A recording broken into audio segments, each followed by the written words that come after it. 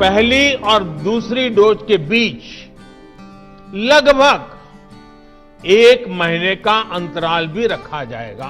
Almost on a weekly basis, the government seems to be changing the vaccination schedule for both the Covishield and the Covaxin vaccine. And it is getting quite confusing for everybody. In today's video, I would like to clarify some doubts of yours and come to a conclusion of what could be an ideal gap for the vaccination schedule. But first, let us understand what is a vaccine.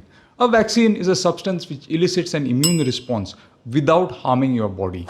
Vaccines provide your body with antibodies to fight the virus which enters your body much more effectively and much more quickly. The Covishield vaccine is a viral vector vaccine, meaning the genetic material of the coronavirus is taken and inserted into a vector. In this case, it is an adenovirus, which can cause no harm to your body. Once injected, the adenovirus expresses antigens of the spike protein of the coronavirus and thus elicits an immune response in your body.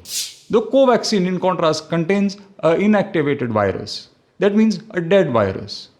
It can elicit an immune response, but it can cause you no harm because since it's dead, it cannot replicate and reproduce. Coming to the gap between the first and second dose of the vaccine, I remember when the Oxford AstraZeneca vaccine, the Covishield vaccine, was released way back in November, the recommended gap between the first and second dose was 8 weeks. However, when the vaccines were released in India in January, the government proposed a gap of 4 to 6 weeks. I believe this was contrary to the recommendations by Oxford AstraZeneca. But I think at that time it was necessary because it was important to get as many people vaccinated as possible. Science tells us that the longer the gap is between the first and second dose, the more amount of neutralizing antibodies you can produce. Neutralizing antibodies are essentially effective antibodies which can actually fight the virus. Thereafter, the gap between the first and second dose of the Covishield vaccine was increased to 6 to 8 weeks. And this, by the logic, is quite understandable. Now the gap has been increased from 12 to 16 weeks.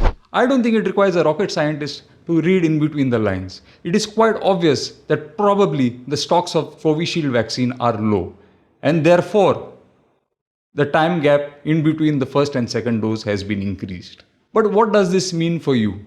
In reality, it does not matter too much. As we know, the longer the gap in between the first and second dose, the better could be the production of your neutralizing antibodies. However, there is a maximum limit. Let me assure you though that this time gap is not a random number. It has been quite well studied over the months, and as we know, every day we are learning something new about the virus and about the vaccines as well.